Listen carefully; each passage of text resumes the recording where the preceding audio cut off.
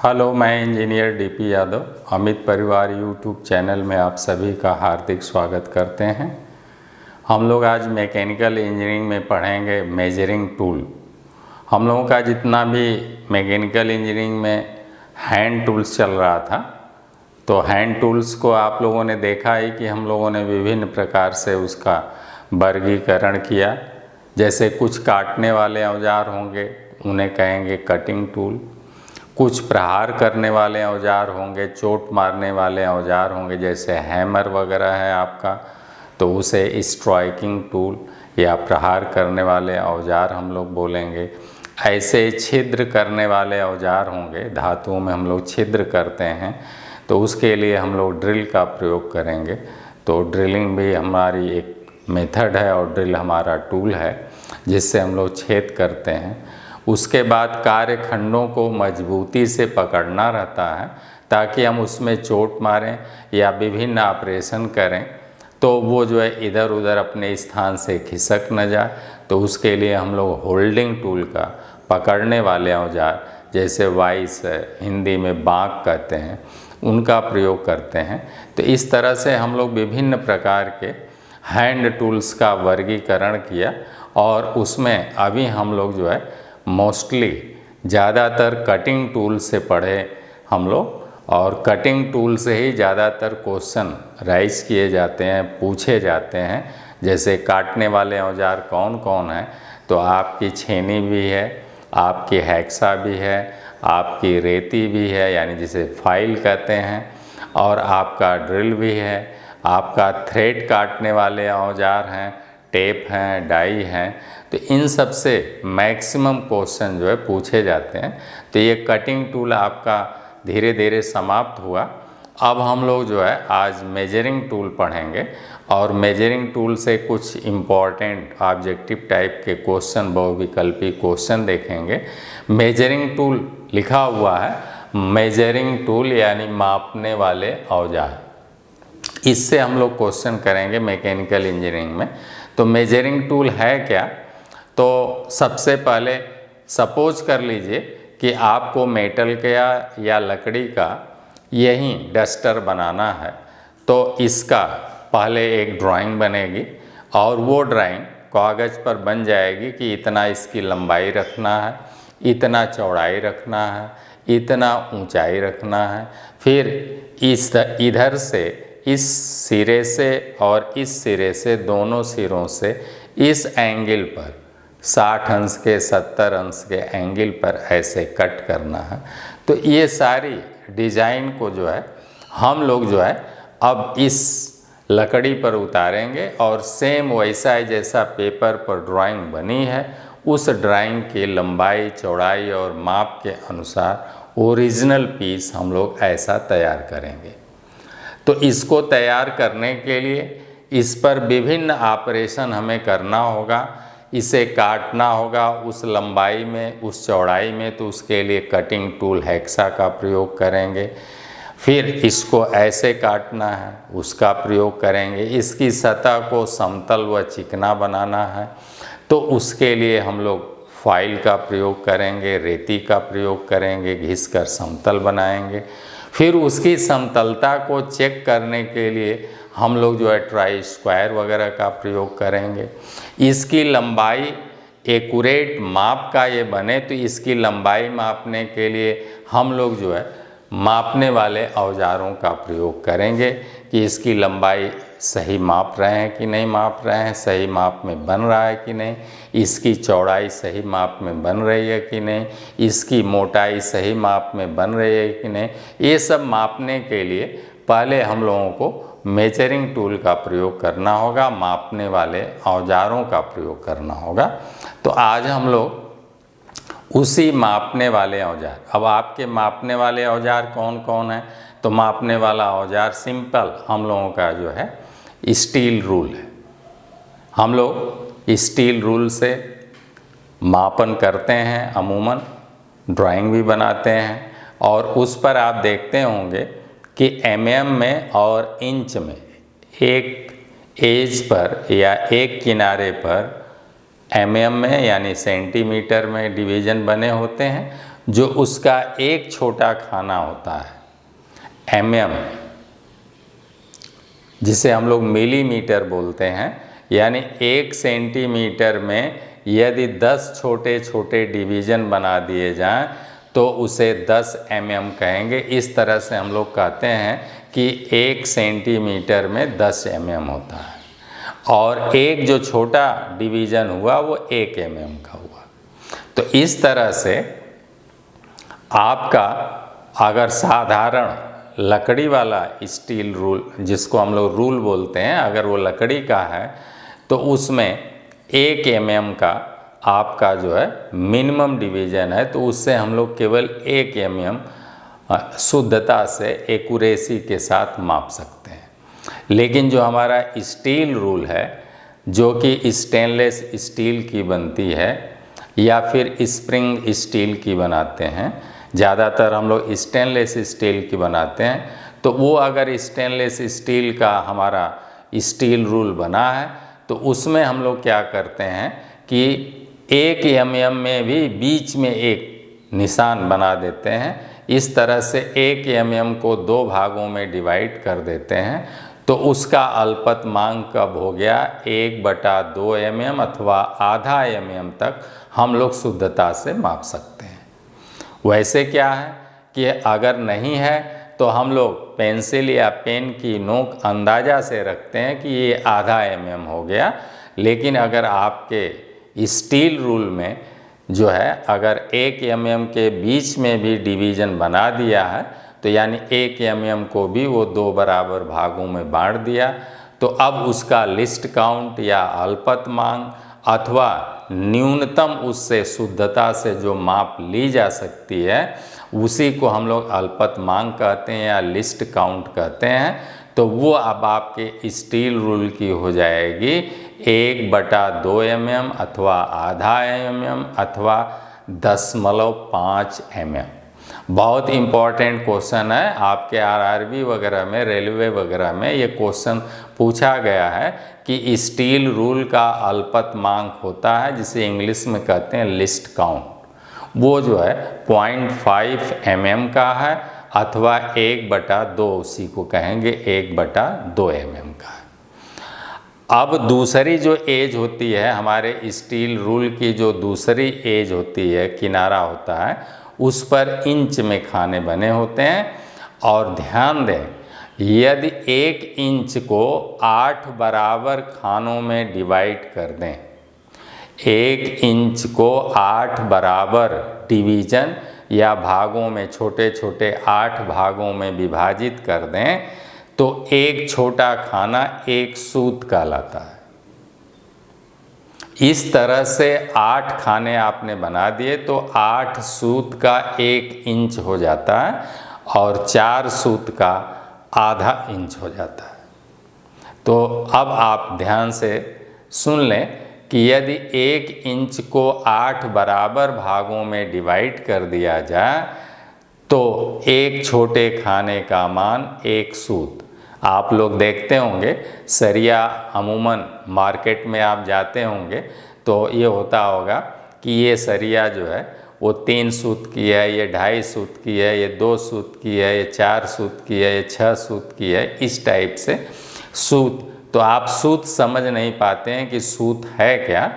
तो 1 इंच में आपके पैमाने पर स्टील रूल पर ऑलरेडी बना होगा, 1 इंच को 10 बराबर भागों में भी डिवाइड किया होगा और कहीं 1 इंच को 8 बराबर भागों में भी डिवाइड किया होगा।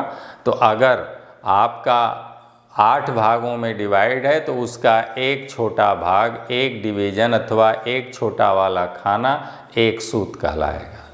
2 खाना ले लेंगे 2 सूत हो जाएगा, 3 खाना ले लेंगे 3 सूत हो जाएगा।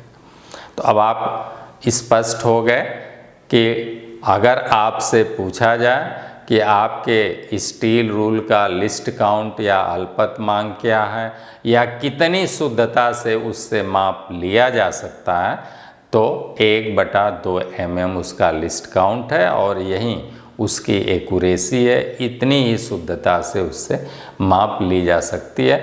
तो इस तरह से हमारे मापने वाले बहुत सारे औजार हैं। मापने वाला हमारा आउटसाइड कैलिपर है। कुछ ऐसे मापने वाले औजार हैं जो डायरेक्ट रीडिंग देते हैं, जैसे आपका स्टील रूल है, जैसे आपका वर्नियर कैलिपर है, जैसे आपका माइक्रोमीटर है। ये सब क्या है? डायरेक्ट, प्रत्यक्ष, इसे कहेंगे डायरेक्ट अथवा प्रत्यक्ष मापने वाले औजार, मेजरिंग टूल है। और दूसर का इनडायरेक्ट है। इनडायरेक्ट वे हैं जो स्वयं मापते तो हैं लेकिन डायरेक्ट रीडिंग नहीं देते हैं, फिर उनकी माप जो है हम लोग स्केल पर इसी स्टील रूल के माध्यम से पढ़ते हैं। तो वो हो गए अप्रत्यक्ष मापी, जैसे आपका आउटसाइड कैलिपर, इनसाइड कैलिपर, ये सब क्या है? ये सब भी मेजरिंग टूल हैं, मापने वाले औजार हैं, और इनके द्वारा हम लोग डायरेक्ट माप नहीं ले पाते हैं। तो ये हो गए अप्रत्यक्ष मापी औजार। तो इस तरह से हम लोग मापने वाले औजारों को दो भागों में बांटते हैं। मापने वाले औजार हमारे मेजरिंग टूल की अगर हम बात करें तो मापने वाले औजार हमारे दो प्रकार के हैं। पहला है कि डायरेक्ट मेजरिंग टूल, आपका डायरेक्ट है, डायरेक्ट मेजरिंग टूल है।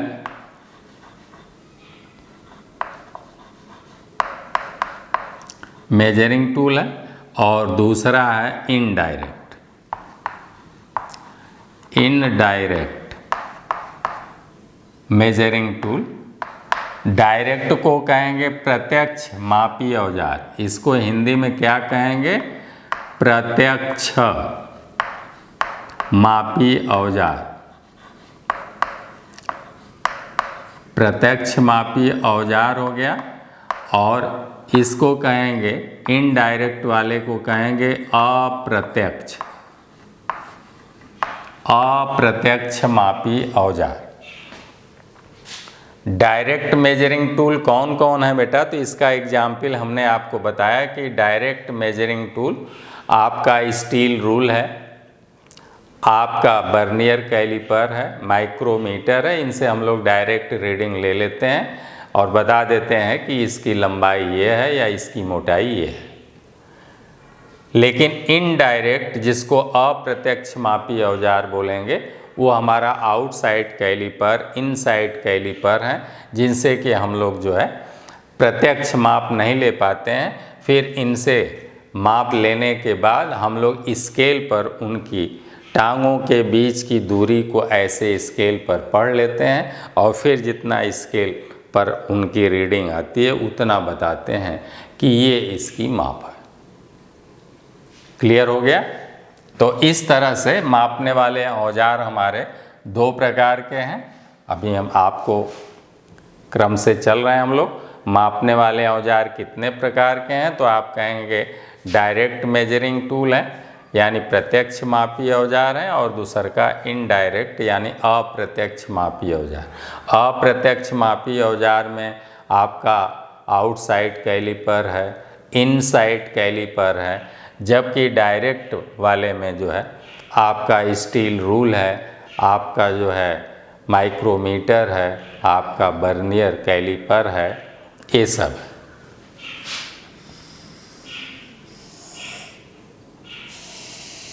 अब हम लोग इससे एक एक क्वेश्चन देखते हैं और फिर जो है जहाँ जहाँ बीच बीच में बातें आएंगी उसको और हम स्पष्ट करते जाएंगे।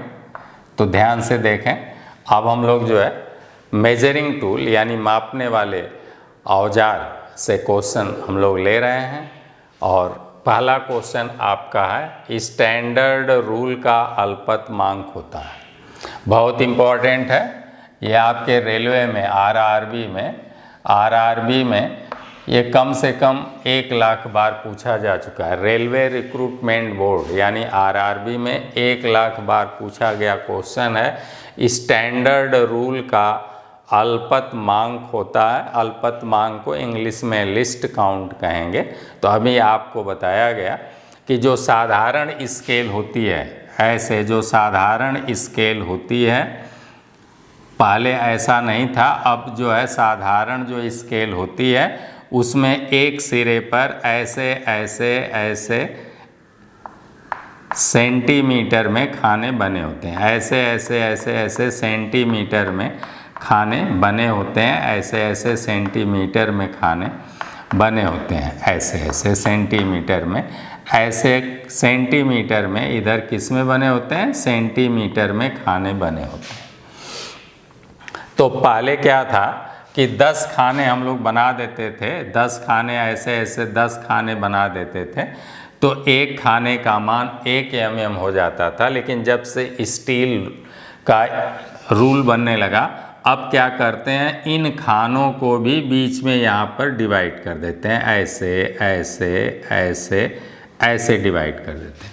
ध्यान से देख लें, ऐसे ऐसे ऐसे, मान लीजिए कि ये 1-1 mm के खाने हैं, तो अब क्या कर रहे हैं कि यहाँ पर बीच में ऐसे ऐसे ऐसे ऐसे छोटे छोटे चिन्ह लगा देते हैं, जिससे हम लोग जो है आधा mm भी पढ़ लेते हैं।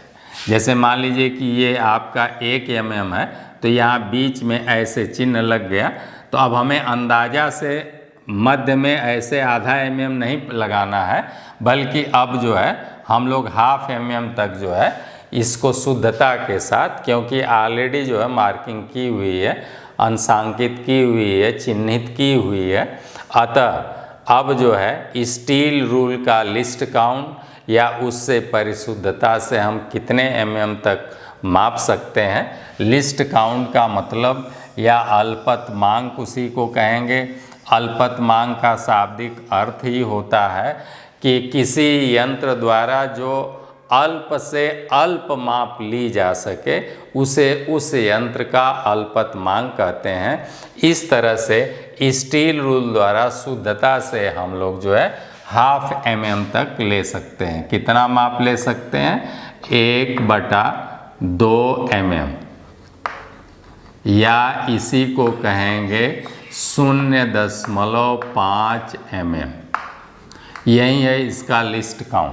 पहले का आंसर हो गया, कितना माप लेंगे, ½ mm कहेंगे अथवा 0.5 mm। ये अल्पतमांक है आपके स्टील रूल का। किसी ब्लाइंड होल की गहराई चेक की जाती है, तो हम लोग डेप्थ गेज का प्रयोग करेंगे। किसका, डेप्थ गेज का प्रयोग करेंगे। गहराई मापने के लिए किसी ब्लाइंड होल की गहराई चेक किया जाता है, तो हम लोग लिखेंगे डेप्थ गेज या गहराई मापने वाले औजार से। तो वो हम लोगों के जो है बर्नियर में भी लगा होता है, बर्नियर में भी डेप्थ के लिए ब्लेड लगी रहती है, ब्लेड में हम लोग सरका कर उससे, तो उसे हम लोग लिखेंगे डेप्थ गेज से। तो क्वेश्चन नंबर 2 का आंसर हो गया डेप्थ गेज।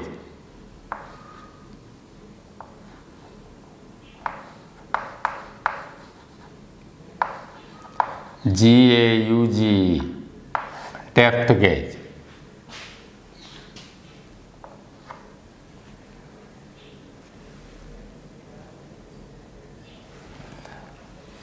अगला है श्रिंक रूल का प्रयोग किया जाता है। तो श्रिंक रूल का प्रयोग हम लोग जो है जहाँ पर श्रिंकेज होता है उसे मापने के लिए हम लोग कास्टिंग वगैरह, ढलाई वगैरह में जैसे श्रिंकेज आता है, तो वहाँ पर मापने में हम लोग जो है श्रिंक रूल का प्रयोग करते हैं। अगला है अभियांत्रिकी गुनिया की साइज ली जाती है। अभियांत्रिकी, अभियांत्रिकी का मतलब इंजीनियरिंग, गुनिया यानी इंजीनियरिंग स्क्वायर। तो इंजीनियरिंग अभियांत्रिक की गुनिया, या फिर इसको ट्राई स्क्वायर भी मान सकते हैं, की साइज ली जाती है। तो देखें ना, ये हमारी गुनिया हो गई ऐसे,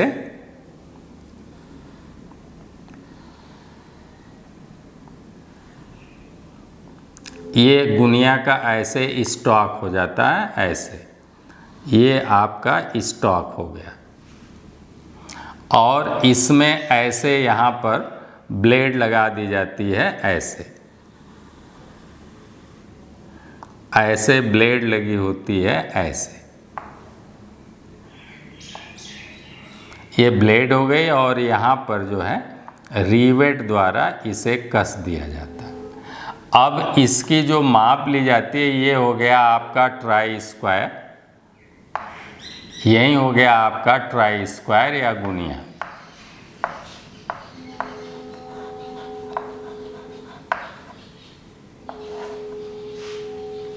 तो ये ट्राई स्क्वायर या गुनिया की साइज कहाँ से लेते हैं, तो ये इसे हम लोग स्टॉक बोलते हैं,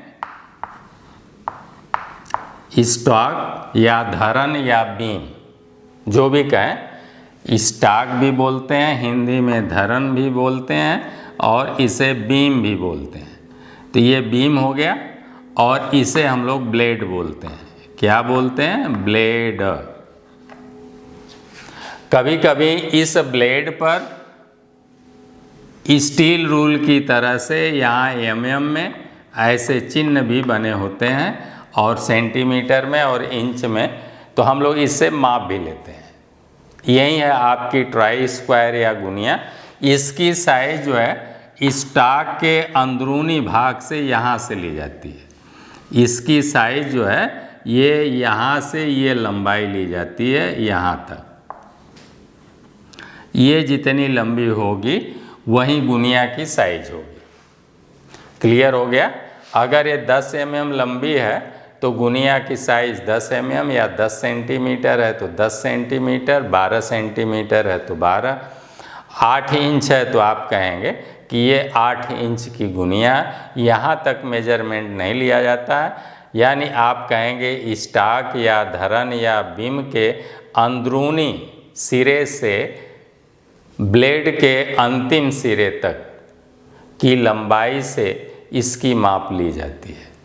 तो यही प्रश्न पूछ रहा है कि अभियांत्रिकी गुनिया की साइज ली जाती है, तो आप लिखेंगे, आंसर लिख लें ध्यान से, कि स्टॉक के अंदरूनी सिरे से, ये मैंने अंदरूनी सिरा ये है, यहाँ से ऐसे तीर बना दिया, यहाँ से और यहाँ तक ली जाती है। ये स्टॉक के अंदरूनी सिरे से ब्लेड के अंतिम सिरे के मध्य की लंबाई से किसी भी गुनिया की साइज व्यक्त की जाती है। क्लियर हो गया? और इसके द्वारा हम लोग क्या करते हैं, ये जो आपकी ब्लेड होती है, ध्यान से सुने, ब्लेड जो होती है वो हाई कार्बन स्टील की बनी होती है और इस पर चिन्ह भी हम लोग अंकित कर देते हैं, उससे मेजरमेंट का भी काम ले लेते हैं। और ये कोण जो है 90 अंश का होता है। ये कोण कितने अंश का होता है? 90 अंश का होता है। तो हम लोग इसके द्वारा 90 अंश की समतलता चेक करते हैं। जैसे ये पीस है आपकी, तो ये सतह और ये सतह आपस में यहाँ पर 90 अंश पर हैं कि नहीं हैं, वो भी हम इसके द्वारा चेक कर सकते हैं, माप सकते हैं, देख सकते हैं। प्लस इसके द्वारा हम सतह की समतलता भी चेक करते हैं। कैसे चेक करेंगे? इसके स्टॉक को पकड़ेंगे और इसके ब्लेड वाले भाग को जो है इस पर ऐसे रख देंगे। अब ब्लेड वाला भाग ऐसे रख कर और स्टॉक को ऐसे नीचे की ओर करके और इस पर ऐसे चिपका कर और हम लोग जो है ऐसे सरकाएंगे, ऐसे सरकाते हैं। अगर इसमें झिर्री दिखाई देती है, ब्लेड और इस कार्यखंड की सतह में हमें झिर्री दिखाई देती है, तो हम समझ जाएंगे कि ये सतह समतल नहीं है। और अगर हमारा ब्लेड इस पर एकदम चिपक कर ऐसे चलता है, इसमें झिर्री नहीं दिखाई देती है, इसे एकदम आँख के बराबर लेवल पर रखेंगे और ऐसे आगे बढ़ाएंगे ब्लेड को और ऐसे पीछे खिसकाएंगे, तो इस तरह से हम लोग समतलता भी चेक करते हैं। बहुत पूछता है कि ट्राई स्क्वायर, जिसे हिंदी में गुनिया कहेंगे, उससे क्या क्या चेक करेंगे। तो हम लोग जो है एक तो 90 अंश पर दोनों सतहें हैं कि नहीं है कार्यखंड की, ये सतह अथवा ये सतह और ये सतह 90 अंश पर हैं कि नहीं है वो भी चेक करते हैं, और किसी भी कार्यखंड की फ्लैटनेस या समतलता भी चेक करते हैं। तो ये हमारा ट्राई स्क्वायर हुआ और साइज इसकी यहाँ से यहाँ तक ली जाती है। बहुत इम्पोर्टेंट रहा। अगला क्वेश्चन है स्प्रिंग ज्वाइंट कैलीपर की दोनों टांगों को जोड़ा जाता है। तो इनकी दोनों टांगों को, अब इसे मिटा देते हैं, दोनों टांगों को कैसे जोड़ेंगे इसे बेटा मैं मिटा दे रहा हूँ। तो दोनों टांगों को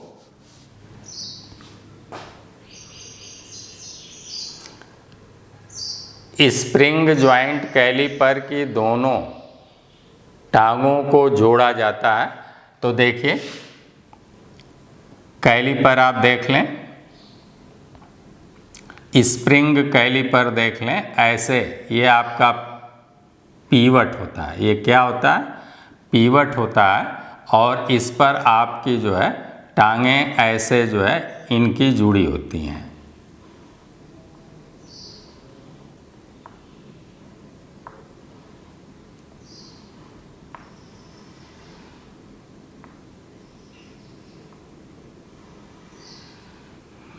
ऐसे, और इधर भी जो है इस टाइप से ऐसे जुड़ी होती हैं।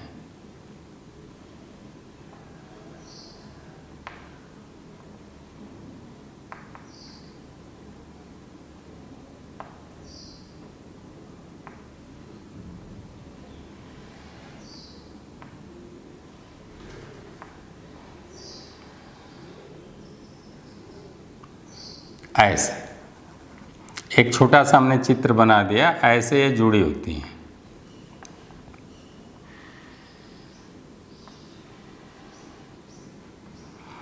और इस भाग में हम लोग ऐसे स्प्रिंग चढ़ा देते हैं। देखिए ना, ये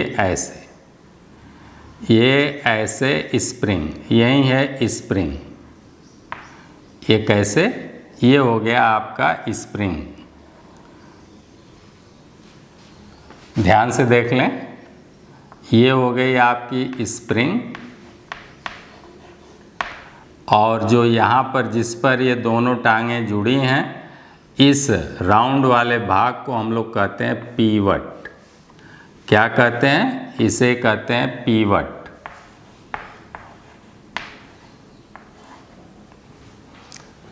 इसी पर ऐसे अब दोनों टांगों को, तो जब हम लोग ऐसे ऐसे करेंगे तो ये जो है स्प्रिंग उसे खोलती है और बंद कर दी है।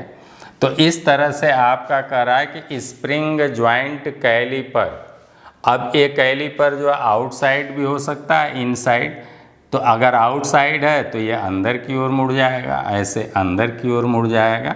तो ये अब हो गया आउटसाइड। ये कौन सा हो गया? ये बाहरी माप मापेगा। देखिए ये ऐसे, ये बाहरी माप मापेगा। तो ये कौन सा कैलीपर हो गया? ये आउटसाइड कैलीपर हो गया, आउटसाइड कैलीपर। ये आउटसाइड कैलीपर हो गया। अगर इसकी टांगें बाहर की ओर मुड़ी होंगी तो इनसाइड हो जाएगा। अगर यही टांगें, ये आउटसाइड कैलीपर हो गया। अगर यही टांगें जो है ऐसे अंदर की ओर न मुड़कर बाहर की ओर मुड़ जाए, ये ऐसे मुड़ जाए, ये ऐसे, और इधर वाली भी ऐसे मुड़ जाए, तब ये हो जाएंगे इनसाइड। अब ये किसका व्यास मापेंगे? ये किसी बेलन के अंदर का व्यास मापेंगे। देखिए ना, ऐसे ऐसे ये व्यास मापेंगे। अब ये हो जाएंगे इनसाइड कैलीपर। तो जब टांगें बाहर की ओर मुड़ी हों तब वो जो है कौन सा कैलीपर हो जाएगा? Inside calliper. इनसाइड कैलीपर, ये हो गया इनसाइड कैलीपर। तो अब आप इनसाइड कैलीपर, आउटसाइड कैलीपर, ये दोनों आपने देख लिया। इस भाग को हम लोग कहते हैं वर्किंग पॉइंट। क्या कहते हैं? Working point. इसे कहते हैं वर्किंग पॉइंट, ध्यान से पढ़ें, इसे कहते हैं वर्किंग पॉइंट या कार्यकारी सिरा। तो ये लेग है, ये दोनों इनके पैर हैं, इनके लेग हैं, इसको लेग, ये दोनों पैर जो है पीवट और स्प्रिंग द्वारा जुड़े होते हैं। अब इन्हें हम लोग खोलते और बंद करते हैं तो ये स्प्रिंग उस हिसाब से। तो अब देखिए, इन्हें अगर हमें फिक्स रखना है तो यहाँ पर हम लोग जो है ऐसे, यहाँ पर भी इसमें चूड़ी बनी रहती है और इसमें नट बोल्ट बना रहता है, उससे हम लोग खोलते कसते हैं, खैर वो बात अलग है। तो ये वर्किंग पॉइंट जो है हमारा घिस न जाए, इसलिए हम लोग क्या करते हैं, इसे केस हार्डनिंग करते हैं। ये हमारा भाग जो है, इसका नोक और इसका ये नोक यूज करते करते घिस न जाए, इसलिए इस वर्किंग पॉइंट को जितना हमने राउंड में बनाया, ये वर्किंग पॉइंट है, इसे हम लोग क्या करते हैं, पृष्ठ कठोरीकृत करते हैं, यानी अंग्रेजी में कहेंगे केस हार्डनिंग करते हैं, केस हार्डनिंग, या हिंदी में कहेंगे पृष्ठ कठोरीकृत करते हैं। क्लियर हो गया? क्योंकि ये माइल्ड स्टील का, अमूमन इसे अगर हम माइल्ड स्टील का एमएस का बनाते हैं, मृदु इस्पात का, जिसका आपका दरवाज़ा है, जंगला है, खिड़की है, ये सारी चीज़ें हम लोग बनाते हैं, आलमारी बनाते हैं, तो वो हमारा जो है माइल्ड स्टील की सीट है, एमएस है, वहीं सरिया 5 सूत की 3 सूत की, तो वो मुलायम होती है, कार्य करते करते इसकी पॉइंट घिस जाएगा तो वो घिसने न पावे, इसलिए उसे कठोरीकृत करते हैं। तो कठोरीकृत करने के लिए हम लोग क्या करेंगे, केस हार्डनिंग करेंगे, अथवा उसी को कहेंगे पृष्ठ कठोरीकरण। पृष्ठ कठोरीकरण क्या है बेटा, तो जब हम लोग जो है कार्बन उसके शरीर में प्रवेश करा दें, कैसे कराएंगे, तो हम लोग कोयले को जला देते हैं और कोयला जब लाल तप्त होने लगता है तो उसी में इसकी इतनी टांगों को, इन टांगों को उसी में डाल देते हैं। अब कोयले की आंच से, उष्मा से इसकी सतह जो है मुलायम हो जाती है, रेड हॉट हो जाती है, और कोयले से कार्बन के कण भी निकलते रहते हैं, तो मुलायम होने की वजह से उसके सतह पर चारों तरफ इसकी टांगों के, ये वर्किंग भाग के सिरे पर, टांगों पर हमारे कोयले के कार्बन के कण जो है चिपक जाते हैं और अंदर तक, कुछ न कुछ अंदर तक चले जाते हैं, आधा mm, 1/4 mm, 1/10 mm अंदर तक कार्बन के कण उसमें प्रवेश कर जाते हैं। और आपको मालूम है कि जब लोहे में कार्बन मिलाया जाता है तो वो इस्पात बन जाता है, और कार्बन की मात्रा जितने अधिक की जाती है उतने कठोरता बढ़ती जाती है। इस तरह से केवल ऊपर वाला भाग वैसे ही माइल्ड स्टील का बना है, टांगें माइल्ड स्टील की हैं, लेकिन निचले वाले भाग को केस हार्डनिंग या पृष्ठ कठोरीकरण द्वारा हम लोग इसे कठोर बना लेते हैं ताकि ये घिसने न पावे। तो पृष्ठ कठोरीकरण या केस हार्डनिंग कैसे करेंगे ये आपके समझ में आ गया होगा। अब आइए अपने प्रश्न पर चलते हैं। तो ये गुनिया का भी क्वेश्चन हो गया, ये भी हो गया। अब हम लोग 5वें पे चलते हैं। स्प्रिंग ज्वाइंट कैलिपर की दोनों टांगों को जोड़ा जाता है। तो दोनों टांगों को जोड़ा जाता है बेटा पीवट और स्प्रिंग द्वारा। किसके द्वारा जोड़ा जाता है? स्प्रिंग ज्वाइंट कैलिपर की दोनों टांगों को जोड़ा जाता है इस पीवट द्वारा और स्प्रिंग द्वारा। साफ पूछ ही रहा है, स्प्रिंग ज्वाइंट है तो स्प्रिंग भी लगेगी। ये पत्ती वाली स्प्रिंग ऐसे रहती है और ये पीवट है, इसी पीवट पर दोनों टांगें ऐसे जुड़ी होती हैं तो पीवट हो गया। इसी पर ये ऐसे ऐसे खुलेंगी और बंद होंगी। क्लियर हो गया? तो आंसर हो गया पीवट पर, अथवा आप कहेंगे स्प्रिंग व पीवट। अब इनकी माप कहाँ से कहाँ तक ली जाती है? तो इनकी माप इस केंद्र बिंदु से, अगर इनकी लंबाई पूछे कि इनकी साइज कहाँ से ली जाती है तो इस पीवट के केंद्र बिंदु से और वर्किंग पॉइंट तक, यहाँ तक की सीधी लंबाई ली जाती है और ये लंबाई अगर 10 mm है तो या 10 सेंटीमीटर है तो आप ये कहेंगे कि ये इनसाइड कैलीपर 10 सेंटीमीटर का। क्लियर हो गया। पीवट के केंद्र से लेकर वर्किंग पॉइंट के सिरे तक की लंबाई से इसकी माप व्यक्त की जाती है। तो अगला क्वेश्चन आपका स्प्रिंग जॉइंट वाला हो गया। अब कह रहे हैं ट्राई स्क्वायर। आ जाइए इस क्वेश्चन पर। क्वेश्चन नंबर 6 देखते हैं। ध्यान से देखें और अच्छा जो है आप लोग जो है इसको नोट्स बनावें तो बढ़िया आपकी नोट्स तैयार होगी और बहुत अच्छे अच्छे क्वेश्चन हमने लिया है। तो कह रहे हैं ट्राई स्क्वायर का ब्लेड जुड़ा होता है या ट्राई स्क्वायर का ब्लेड व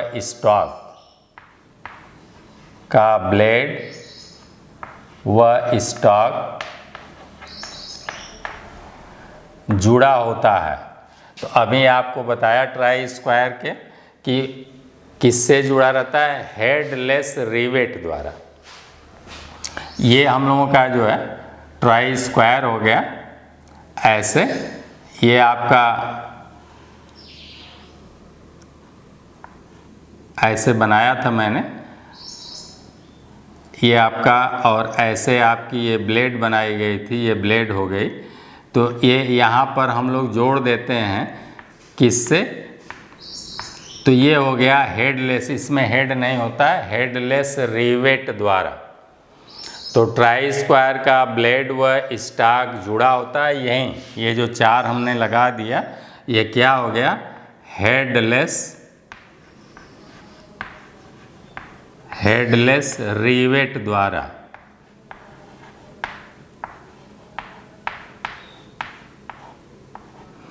रिवेट आप देखे होंगे आपके बाल्टी में, जो बाल्टी आपकी लोहे की लेते हैं उसमें देखिए न, दोनों चादरों को रिवेट द्वारा जोड़ देते हैं। अथवा कहीं कहीं 2 चादरों को जोड़ना होता है, जैसे 2 चादर ऐसे जोड़ना है, एक चादर आपकी ये है, एक चादर आपकी ये है बेटा, और एक चादर आपकी ये है। इनको अगर जोड़ना है तो इसमें हम लोग जो है रिवेट डाल देते हैं। देखिए ना, ऐसे रिवेट डाल देते हैं, ऐसे ये माइल्ड स्टील की रिवेट ऐसे डाल देते हैं और इस भाग को ऐसे और ऐसे बना देते हैं, ऐसे। देखिए ना, यहीं आपकी रिवेट हो जाती है, ये हो गई रिवेट। और ये वाला भी पोर्शन फिर हम लोग जो है थर देते हैं और थर कर ये वाला भी पोर्शन ये ऐसे बना देते हैं। ये हमारी ऐसे जो है रिवेट बन जाती है। ये हो गई आपकी रिवेट, ये वाला भाग पूरा जो है वो हो गया रिवेट। ऐसे जोड़ देते हैं। और रिवेट होती कैसे है, स्टार्टिंग में ये रिवेट आपकी ऐसे होती है, एक सिरे पर इसे हेड बोलेंगे। ये हेड एक सिरे पर ऑलरेडी बना होता है, एक सिरे पर ऐसा हेड, और बीच वाला भाग आपका ये ऐसे बना होता है, और ये वाला भाग फिर हेड बनाने के लिए ये वाला भाग जो है थोड़ा टेपर में ऐसे बना होता है, ये ऐसे बना होता है, ऐसे। इसी को हम लोग कहते हैं रिवेट। ये रिवेट है, ये माइल्ड स्टील की बनी है, एल्युमिनियम की भी बनाएंगे, स्टील की भी बनाते हैं। ऐसे हम लोग रिवेट बनाते हैं। तो ये जो है इस भाग को हेड कहते हैं, इस भाग को क्या कहेंगे, हेड बोलेंगे। लेकिन इसमें जो लगेगा वो बिना हेड का रहेगा, तो इसलिए लिखा गया है हेडलेस।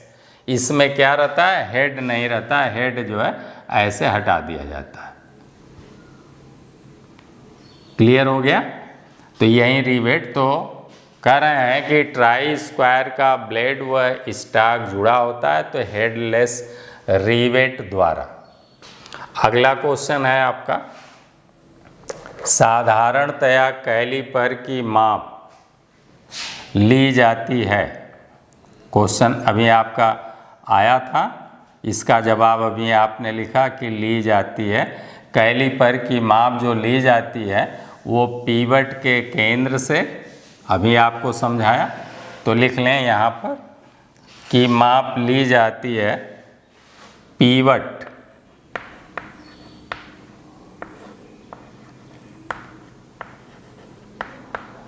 के केंद्र से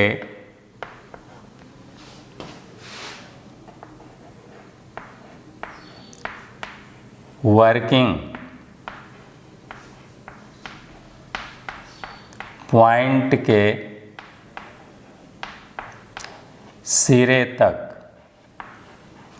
ये आपका आंसर हो गया।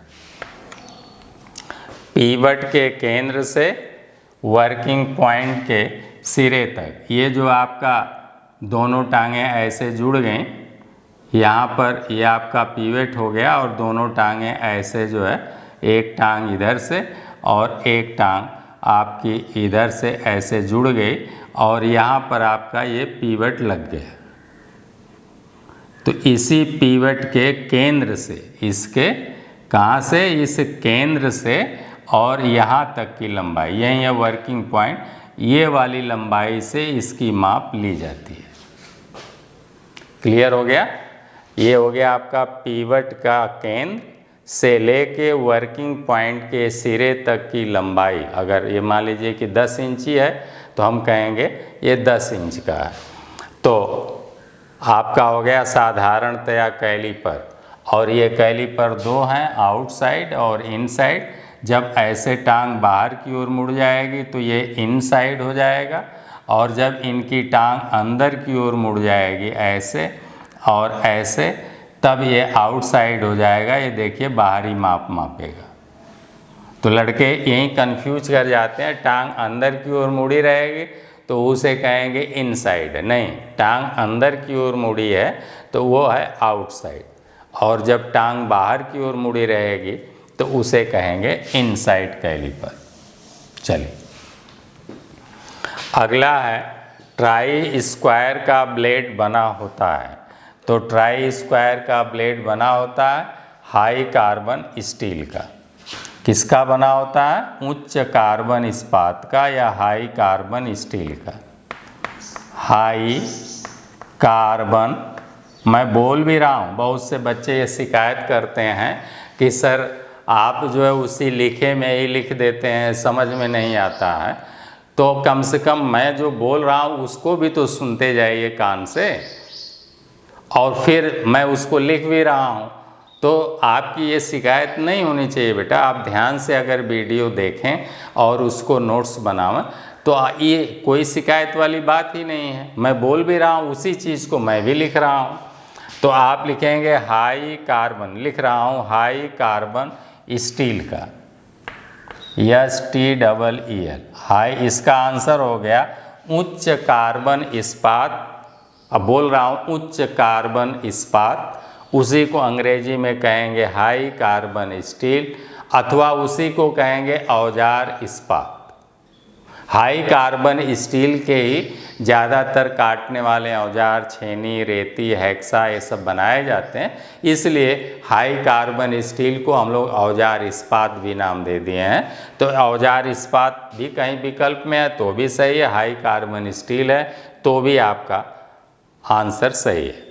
हाई कार्बन स्टील आपको बताया ही है कि जब लोहे में कार्बन की मात्रा 0.8% से 1.5% तक मिला दी जाती है, जितने कार्बन ऐसे मिलाते हैं इस्पात की कठोरता बढ़ती जाती है, तो 1.5% तक मैक्सिमम कार्बन मिलाते हैं, उसी को कहते हैं हाई कार्बन स्टील अथवा औजार इस्पात। अब हम लोग आगे चलते हैं। कह रहे हैं कि 10,000 माइक्रोन कितने mm होता है या कितने mm के बराबर होता है। तो हम लोग जानते हैं कि 1 माइक्रोन बराबर होता है 10⁻⁻⁶ मीटर।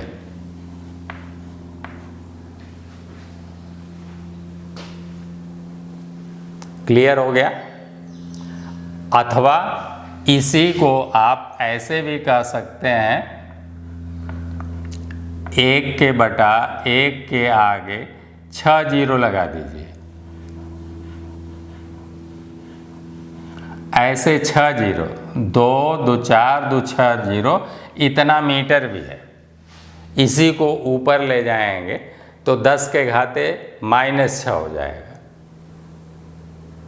जब किसी संख्या को इसको ऐसे लिखें या बटे में लिखेंगे तो ऐसे भी इसको लिख सकते हैं, बराबर 1 के बटे 10 के घाते 6, ऐसे भी लिख देंगे और यहीं फिर बराबर उतना हो जाएगा।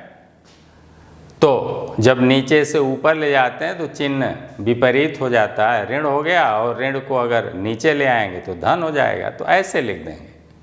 तो ये तो 1 माइक्रोन बराबर इतना मीटर हो गया। तो ऐसे आपका 10,000 माइक्रोन अगर लिख दें तो 10,000 माइक्रोन बराबर, अब इतने में 10,000 से गुणा हो जाएगा, तो लिखेंगे 10,000 माइक्रोन बराबर हो जाएगा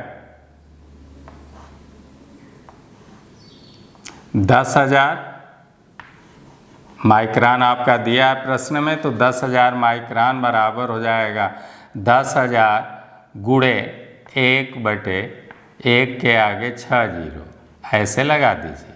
देखिए ये 2 2 4 2 6, ये देखिए ना, अब आपका 4 जीरो यहाँ से कट गया और यहाँ से ये 4 जीरो कट गया। अब हो गया 10,000 माइक्रोन बराबर हो गया अब आपका 1/100 मीटर। कितना हो गया? 1/100 मीटर हो गया। तो बराबर हो गया 1/100 मीटर कहेंगे,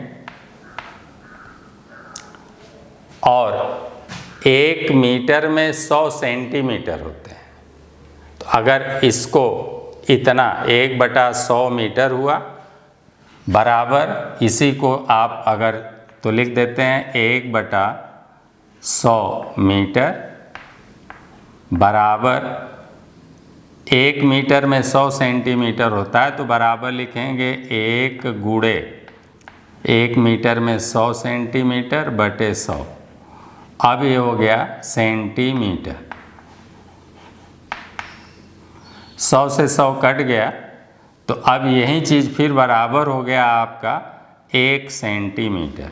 भाग एक बार जाएगी तो 1 सेंटीमीटर, और 1 सेंटीमीटर में कितने मिलीमीटर होते हैं? तो 10 मिलीमीटर होते हैं।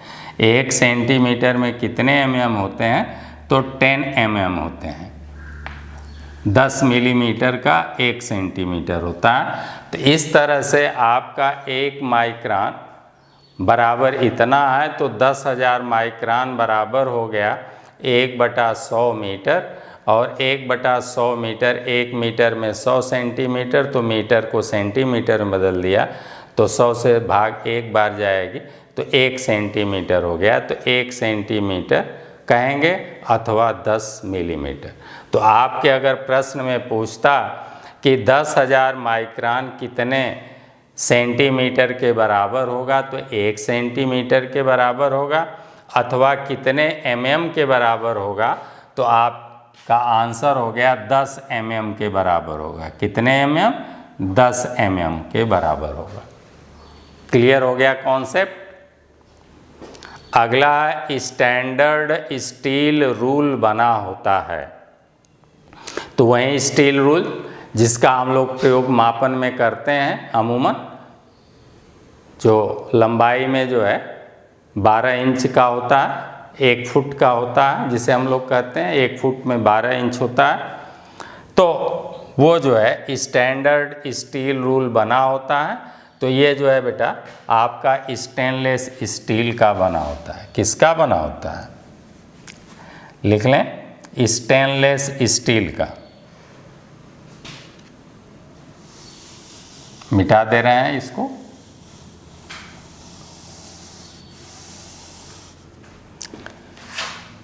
स्टैंडर्ड 10वें का आंसर देखें। 10वें का आंसर है, 10वें का आंसर आपका है, 10वें का आंसर है स्टेनलेस स्टील का। स्टेनलेस स्टील का बना होता है, अथवा कहेंगे आर स्प्रिंग स्टील का। अगर मैच नहीं कर रहा है स्टेनलेस स्टील, स्प्रिंग दिया है तो लिखेंगे स्प्रिंग स्टील का। क्लियर हो गया?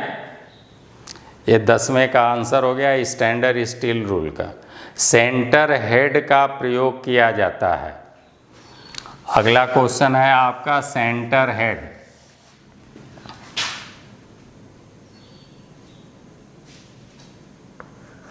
ग्यारहवां क्वेश्चन है, हम लोगों का जो कॉम्बिनेशन सेट होता है, कॉम्बिनेशन सेट में एक ऐसे जो है ब्लेड या स्केल स्टील की लगी होती है, इसी में आपका स्क्वायर हेड भी ऐसे फिट होता है, ऐसे स्क्वायर हेड फिट होता है ऐसे, और यहाँ से ये ऐसे, ये स्क्वायर हेड ऐसे फिट होता है। यहाँ पर नट बोल्ट द्वारा इसे हम लोग टाइट कर देते हैं। एक आपका प्रोटेक्टर हेड होता है, वो भी इसी पर ऐसे जो है फिट होता है, और यहाँ पर ऐसे ये फिट होता है, और इस पर जो है चाँदा टाइप में अंश मापने के लिए बने रहते हैं, ये भी ऐसे फिट होता है, और ये इस पर ऐसे ये इसको हम लोग घुमाते हैं। तो ये आपका हो गया स्क्वायर हेड, इसे बोलते हैं स्क्वायर हेड। इससे 90 अंश का कोण चेक करते हैं, इससे 45 अंश का कोण चेक करते हैं। यहाँ स्प्रिट लेवल लगा रहता है, इससे समतलता भी चेक करते हैं। इसे कहते हैं प्रोटेक्टर हेड, प्रोटेक्टर हेड बोलते हैं। इससे कोण मापते हैं, और यहाँ पर हम लोगों का ऐसे सेंटर हेड लगा देते हैं। यहाँ से ये जो है ऐसे इसमें टांगें लगी रहती हैं, और इधर भी ऐसे टांगें लगी होती हैं। इसे हम लोग कहते हैं सेंटर हेड। इसे क्या कहते हैं? यही है आपका सेंटर हेड, ये है सेंटर हेड। इस तरह से एक स्टील रूल पर उस पर भी चिन्ह अंकित रहते हैं। ऐसे 3 हेड लगा दिए जाते हैं, स्क्वायर हेड, प्रोटेक्टर हेड और सेंटर हेड। तब इसी को हम लोग कहते हैं कॉम्बिनेशन सेट। क्या कहते हैं? तब इसका नाम हो जाता है कॉम्बिनेशन सेट।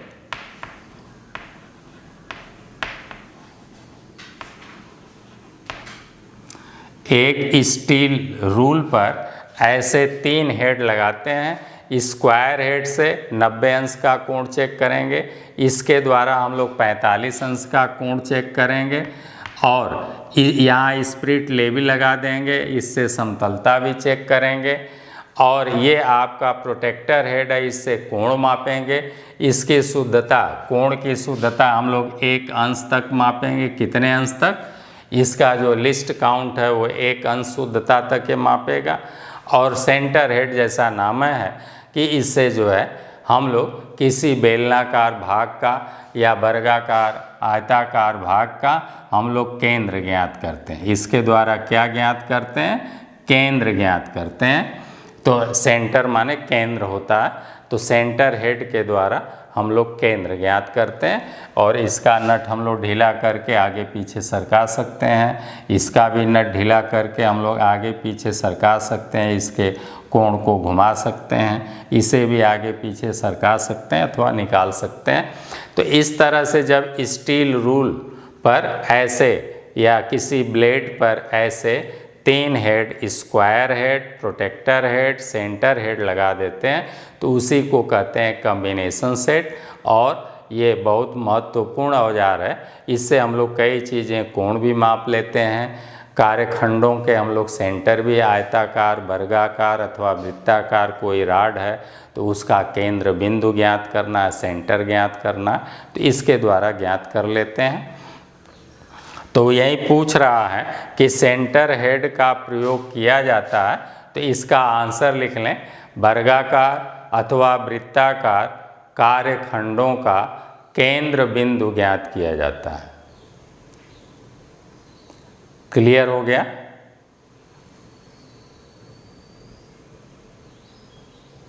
वर्गाकार अथवा वृत्ताकार कार्यखंडों का, जैसे अब यही है, इसका जो है ये केंद्र अगर हमें ज्ञात करना है, इस भाग का केंद्र ज्ञात करना है, तो इस हम लोग सेंटर हेड को लगाएंगे, इसकी दोनों टांगों को, इनकी दोनों टांगों के बीच का ये जो कोण होता है, ये दोनों टांगों के बीच का जो कोण होता है वो 90 अंश होता है। कितना होता है? 90 अंश होता है। ये भी कभी कभी पूछता है कि सेंटर हेड की दोनों टांगों के बीच का कोण होता है तो 90 अंश होता है।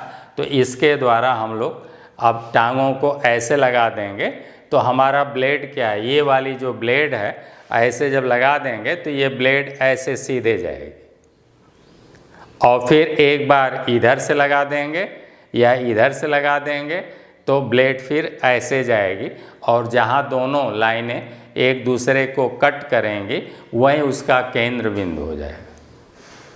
क्लियर हो गया? तो इस तरह से आपका सेंटर हेड का प्रयोग किया जाता है वर्गाकार अथवा वृत्ताकार वस्तुओं का या कार्यखंडों का केंद्र ज्ञात करने में। तो ये 11वें का आंसर हो गया। क्लियर हो गया? अब करें बी ग्रेड का वी ब्लॉक बना होता है, बी ग्रेड का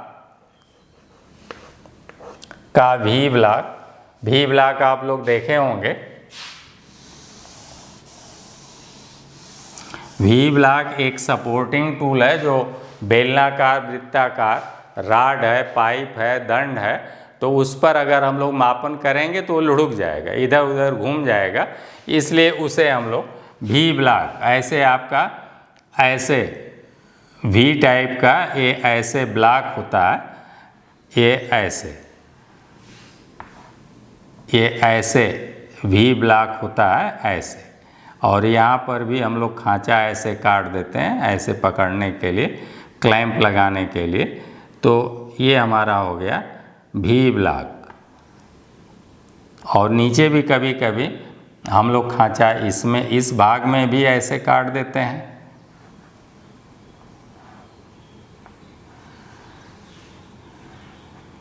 तो ये हो गया हम लोगों का वी ब्लॉक।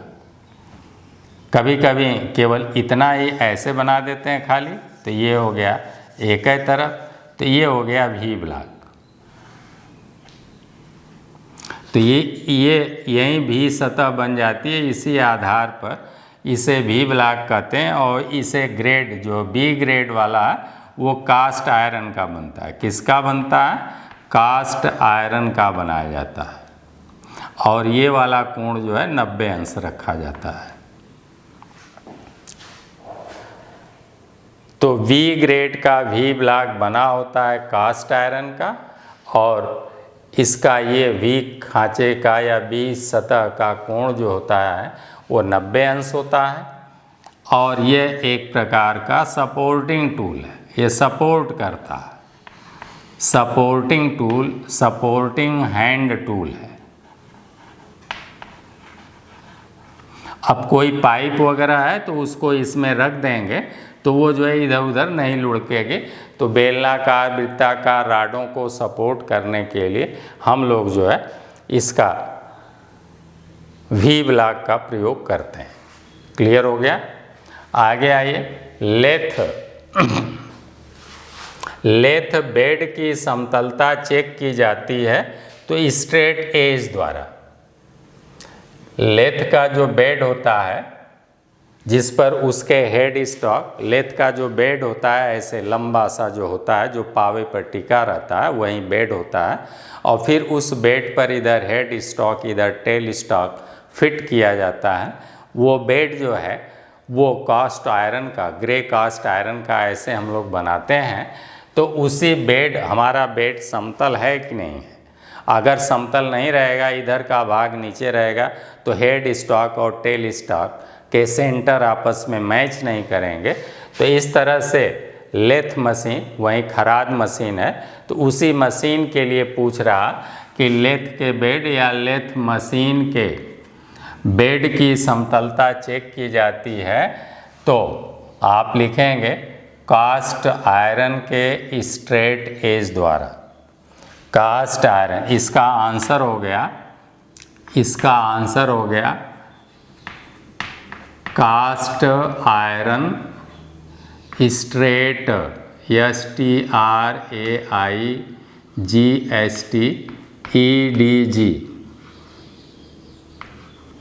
लेथ मशीन के बेड की समतलता किससे चेक करेंगे? छोटी सतहों का तो ट्राई स्क्वायर से कर लेंगे, लेकिन उसकी लंबाई बड़ी है तो बड़ी सतहों को हम लोग चेक करते हैं स्ट्रेट एज द्वारा। किसके द्वारा? तो स्ट्रेट एज जो है वो कास्ट आयरन के भी बनाए जाते हैं, क्योंकि वो लपकता झुकता नहीं है। तो इस तरह से कास्ट आयरन स्ट्रेट एज द्वारा। अगला है यमएस के बने कैलीपर के घिसने,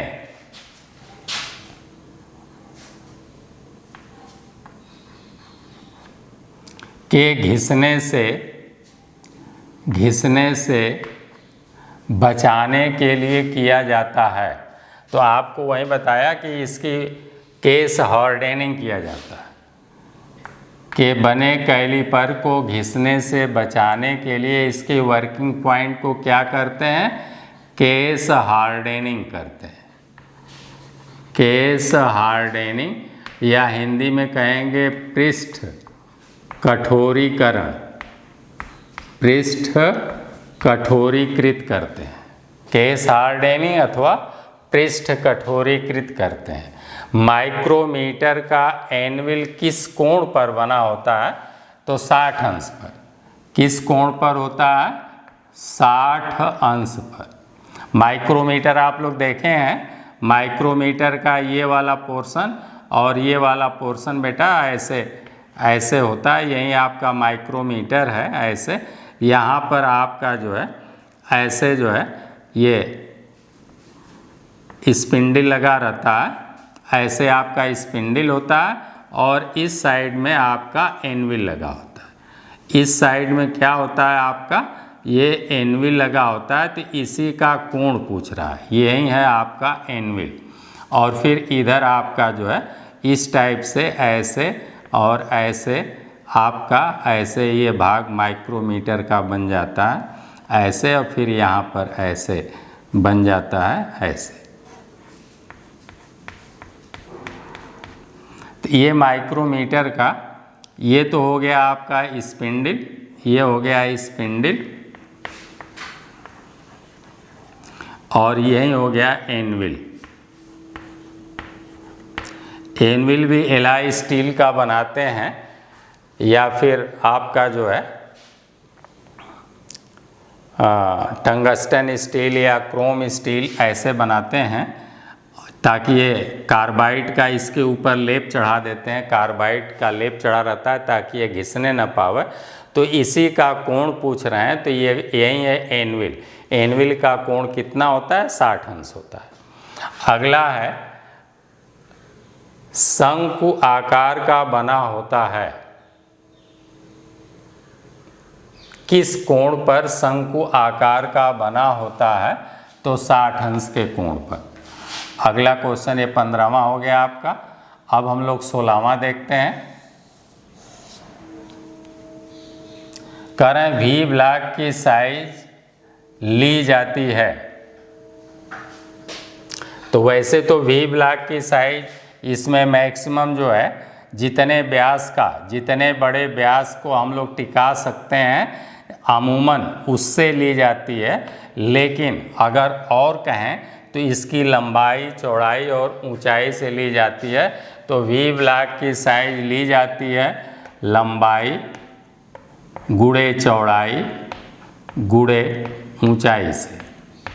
इन तीनों से वी ब्लॉक की साइज ली जाती है। करें इन साइड कैलीपर की दोनों टांगें मुड़ी होती हैं। तो इन साइड कैलीपर की बेटा दोनों टांगें बाहर की ओर मुड़ी होती हैं। किधर की ओर मुड़ी होती हैं? ये आपका इन साइड कैलीपर ऐसे बन गया। ये हो गया इन साइड कैलीपर, मैं बना दे रहा हूँ। ये ऐसे हो गया और इधर का भी ये ऐसे और ये ऐसे हो गया। ये हो गया आपका कैलीपर। और इनकी अगर टांगें बेटा जो है बाहर की ओर मुड़ी हैं तो ये हो जाएगा इनसाइड, ऐसे ऐसे, और इधर की भी टांग ऐसे अगर मुड़ी है, ये ऐसे मुड़ी है, तो ये कौन सा हो गया, इनसाइड कैलिपर, यही हो गया इनसाइड कैलिपर। तो पूछ रहा है इनसाइड कैलिपर की टांगें किधर की ओर मुड़ी होती हैं, तो लिख लें बाहर की ओर।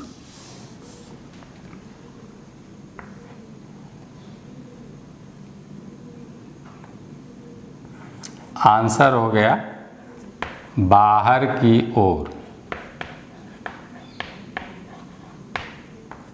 ये आपका आंसर हो गया।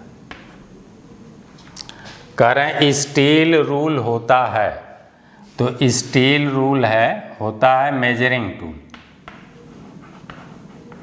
मापने वाला औजार है, मेजरिंग टूल है, वो भी डायरेक्ट, कौन सा है, डायरेक्ट मेजरिंग टूल है, प्रत्यक्ष मापी, डायरेक्ट मेजरिंग टूल है। स्टील रूल होता है डायरेक्ट मेजरिंग टूल, और ये बनाया जाता है स्टेनलेस स्टील का, अथवा फिर जो है आप कहेंगे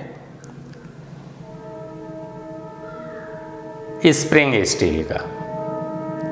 साधारणतया कैलीपर किस धातु का बना होता है,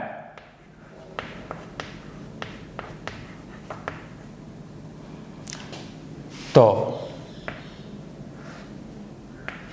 साधारणतया कैलीपर बेटा एमएस का, मृदु इस्पात का, किसका बना होता है, एमएस का या माइल्ड स्टील का या मृदु इस्पात का।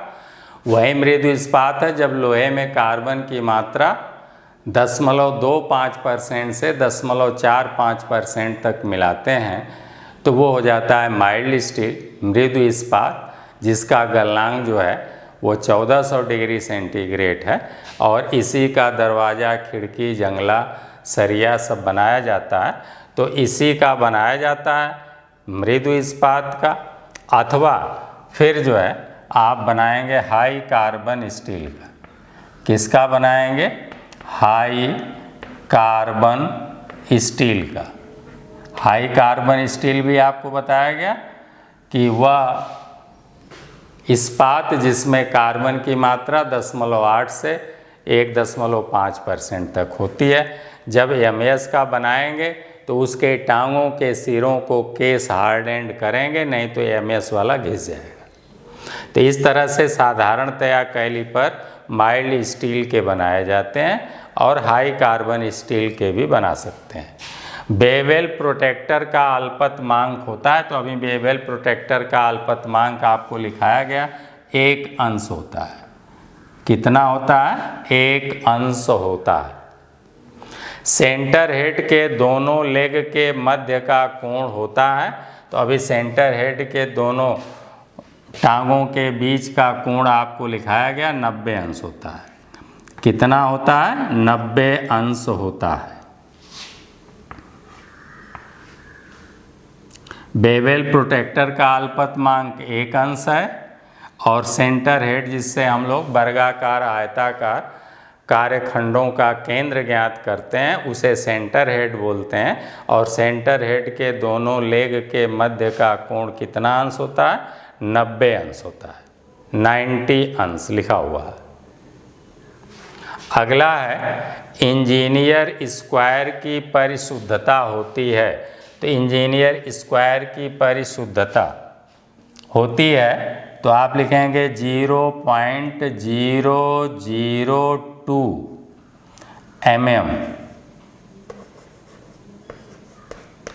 प्रति 10 mm। ये आपका आंसर हो गया। 0.002 mm प्रति 10 mm होती है ये इंजीनियर स्क्वायर की परिशुद्धता। इतनी एक्यूरेसी से बनाया जाता है कि एक 10 mm की लंबाई में ये इतने mm की उसकी शुद्धता है, 0.002 mm प्रति 10 mm। कहें खरोचक बना होता है, खरोचक यानी स्क्राइबर। स्क्राइबर आप लोग देखे होंगे, स्क्राइबर बना देता हूँ। स्क्राइबर आपका ऐसे, ये स्क्राइबर हो गया और इसका एक सिरा जो है हम लोगों का ये ऐसे बना होता है, ये ऐसे, और दूसर का सिरा हम लोगों का ये ऐसे कभी कभी ऐसे 90 अंश पर ऐसे मोड़ देते हैं, ये ऐसे। तो ये हो गया हमारा, और बीच वाले भाग को नर्लिंग कर देते हैं पकड़ने के लिए, मजबूती से पकड़ने के लिए, ताकि हाथ स्लिप न करे। ये हो गया हमारा स्क्राइबर। स्क्राइबर की हिंदी है खरोचक। ये धातुओं पर खरोच मारता है, क्योंकि वहाँ पेंसिल से हम लोग निशान लगा नहीं सकते, तो इसलिए। तो ये वाला कोण जो है, ये वाला कोण जो है 12 अंश से 15 अंश रखते हैं। ये कितना, इस नोक का कोण कितना रखते हैं ऐसे, और ये वाला कोण कितना है, तो ये है 12 से 15 अंश रखते हैं, और इसे जो है 90 अंश पर मोड़ते हैं। कितने पर मोड़ते हैं? 90 अंश पर एक सिरे को मोड़ते हैं, और ये बनता है हाई कार्बन स्टील का। किसका बनाया जाता है? हाई कार्बन स्टील का ये बनता है, अथवा इसी को टूल स्टील भी कहेंगे। इसी को क्या कहेंगे? Tool steel. अगर विकल्प में टूल स्टील दिया है तो भी आपका आंसर सही है। तो ये स्क्राइबर या खरोचक जो है हाई कार्बन स्टील का बना होता है, अथवा टूल स्टील। टूल स्टील को हिंदी में कहेंगे औजार इस्पात। तो ये औजार इस्पात का भी बना होता है। इस सिरे का एक सिरा को सीधा रखते हैं, उसका कोण 12 अंश से 15 अंश रखते हैं, और एक सिरा 90 अंश पर मोड़ देते हैं, अथवा दोनों सिरे सीधे रखते हैं। तो ये हो गया। तो अब इसका आंसर हो गया आपका खरोचक बना होता है। यही खरोचक को स्क्राइबर कहेंगे, और ये जो है बना होता है हाई कार्बन स्टील का, अथवा औजार इस्पात का, अथवा टूल स्टील का। अगला प्रश्न है 24वां, का रहा है कि स्क्राइबर के पॉइंट का कोण होता है। तो यही है पॉइंट बेटा, इसे हम लोग पॉइंट कहेंगे, इसे हम लोग पॉइंट कहेंगे, और इस पॉइंट का कोण होता है 12 से 15 अंश। कितना होता है? स्क्राइबर के पॉइंट का कोण होता है 12 से 15 अंश। कह रहे हैं वी ब्लॉक के वी ग्रुप का कोण होता है, तो वी ग्रुप का कोण 90 अंश होता है, आपको लिखाया गया था। ये और ये जो वी ब्लॉक हम लोग ऐसे और इधर से ऐसे बनाते हैं, ये कोण होता है 90 अंश। तो वी ब्लॉक के ग्रुप का कोण है 90 अंश। ये पहले भी बताया जा चुका है, यहाँ भी हमने बता दिया। इस तरह से ये सारे क्वेश्चन आज आपके मेन ख़त्म हुए मेजरिंग टूल के, और उसमें से जो भी बातें आई वो भी आपको विधिवत हमने समझाने का प्रयास किया। तो अब आप लोग एक अच्छी सी नोट्स बनाइए, और इन सारे ऑब्जेक्टिव टाइप के क्वेश्चनों को कायदे से नोट करिए। तब तक के लिए हम लोग अगले वीडियो में मिलेंगे। आज का वीडियो यहीं समाप्त करते हैं। तब तक के लिए आप लोगों को ढेर सारी मंगलमय शुभकामनाएं। धन्यवाद।